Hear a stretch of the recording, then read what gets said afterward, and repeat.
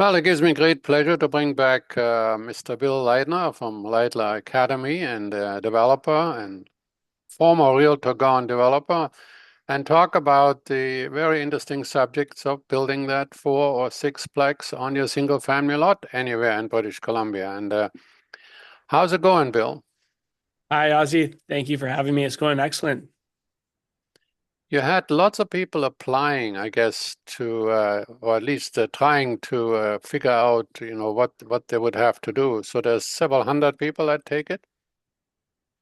Yeah, we had 500 registrations for our webinar on a feasibility study earlier this week, and over 60 property owners requesting a feasibility study for their specific property in Burnaby. Well, so when you take a look at that, first of all, it's not the same anywhere in British Columbia. In fact, lots of municipalities don't even have the guidelines out yet, but Burnaby and Vancouver are sort of leading the way. Yeah, Burnaby and Vancouver have the most certainty on the process.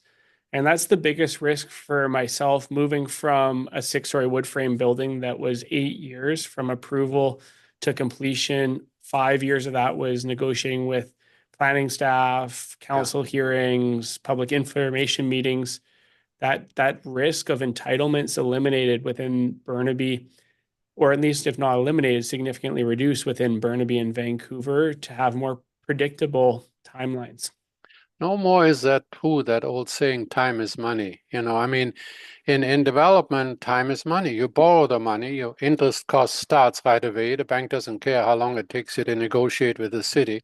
And every year adds cost to the cost base. And I think right now in Vancouver and Toronto and all over the country, a lot of developers can no longer make it work at all. So, I mean, in Toronto right now, we have a 28-year low in sales for new construction. Think about it, 28-year low. I mean, through all the terrible times we've had past, we're having fewer sales now.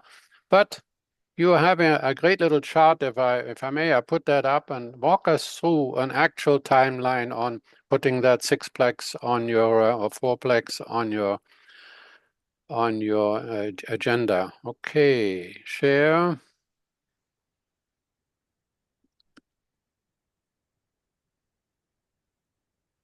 Okay, can you see that? Yes. This is the expected timeline, and this mostly applies to Vancouver. Other cities like Port Moody, Maple Ridge to some extent, New Westminster, even Surrey are undefined development permit timelines, which is the form and character of the application. And in Coquitlam, previously, development permit timelines still took over 2 years, negotiating back and forth with staff on what the exterior of the building will look like, flat roofs, pitched roofs, all the finishings. So for any city that still has an undefined design guideline, we're still waiting to confirm these timelines. For Vancouver, it's now been well documented over the first year to 18 months of multiplexes that the development permit process is within the first 6 months of acquisition. That's amazing. No, I mean, a huge change. Definitely. Definitely. So in this chart, you have the development due diligence period, which would be, or for a homeowner, when you decide to start the development, having a survey completed of the property, an arborist report, having your architect or your designer do your initial massing study and exterior design work so that you can be ready to submit to the city for the building permit, for the development permit. Well, it's good. So you have, after you did your due diligence, that's sort of normal, and then the city processing time, that has been sort of improved. And now the building permit approval contingency, what exactly is that? Well, we when we're making acquisitions, we have our best case scenario for timeline, and then we also budget in extra contingency in case there's delays. So that number one, if we're working with investors, that the investors' expectations are met. Or secondly, and importantly, when we're working with lenders, that we have enough of an interest reserve or we have an interest budget set aside to fund the interest payments of the project and don't end up short having to pay out of pocket for the last 6 months. Yeah, it's always good to have no surprises, right? Yeah, so ideally the development permit, building permit would be approved within 9 months of acquisition. Feedback I'm getting in Vancouver is they're starting to get backlogged now and that this is taking up to 12 months, which is why that contingency is there. Although timelines have been what they were in the past, in the future is hard to predict. So that 12-month building permit, development permit approval timeline is a reliable timeline to ensure that you're not leaving yourself short.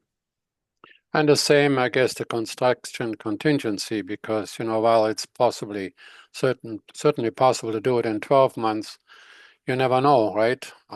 Is the lumber available? Are the carpenters available? Are the electricians and all the things that go into? But sort of from start to finish, from when it becomes a gleam in your eye to actually walk through the door, you figure about 2.5 years. Yeah, 2.5 years with good levels of contingency, 2 years if everything works and is on time and there's no surprises. The biggest surprises on the approval is your consultants. Do your architects apply for what they're allowed to apply for under the BC Building Code or the Vancouver Charter or the city bylaws? If you have a newer architect designer that's making mistakes in that design, that's what would significantly delay your approval timelines on the building permit side. And then similarly, the experience of your construction manager and how well that they can move through their project timeline would what dictates the likelihood of extending into that contingency. Well, and of course, that's the whole point about when you look at time is money. You're looking at any delays that cost you money. I know a developer in Surrey that on one building alone, it's it's and well, let me put it this way. One of the developers has just gone under, and I won't mention his name, but he was paying 91,000 a day in interest.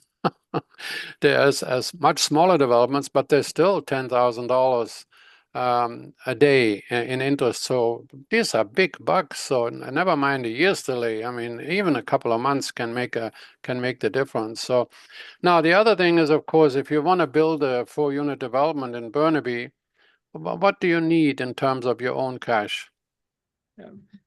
On average, it's approximately $2 million.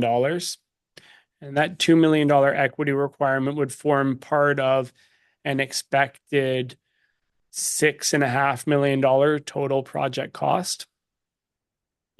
Yeah, and the interesting thing is that the credit union has its own requirements in addition to did you just have your TV repossessed or are you a good credit risk, right? But the credit union wants to they want to see a projected profit.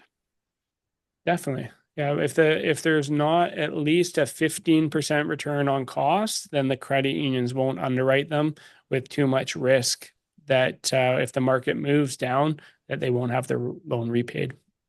Well, and it's always good to work with a credit union. Generally, local credit union generally is a little more interested in getting local builders to complete and use their services.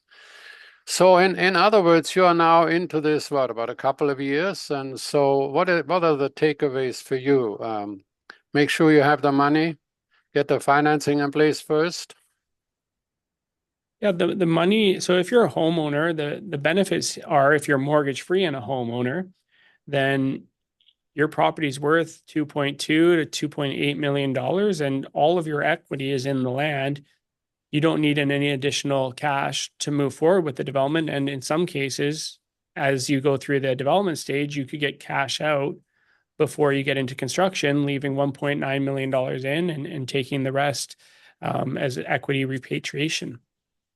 Well, and that's I think why they need somebody like you on their side. Now you offered. Not sure whether you can offer it to our listeners and our viewers, but you offered a free portion of a feasibility study. Do you still do that? Yeah, there'll be a webinar replay coming out later today that is the 3 steps to performing a homeowner feasibility study.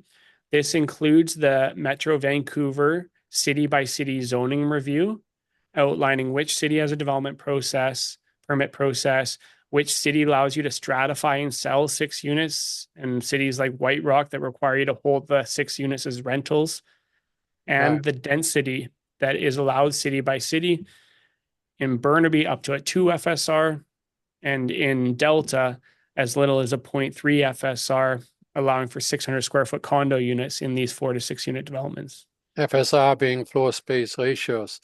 Well, look, when is the next seminar, or when can people go to your website and get download that webinar? Yeah, you can go to laidleracademy.com, and that'll have information on our training courses, the multiplex intensive for anyone who wants to learn about doing a development, or the raising equity intensive for any builders who want to work with investors to do more projects. We'll also have some information on the online courses, and Laidler Capital is soft launching to VIP preferred clients, which we'd extend to the Aussie listeners before it formally launches in February of this year. Well, it sounds exciting. And so we now know what it costs us, and now we need the guts to continue and complete, and no one to have a better person by your side than Bill. So thank you very much for enlightening us, and have a great day. Thank you, Ozzie.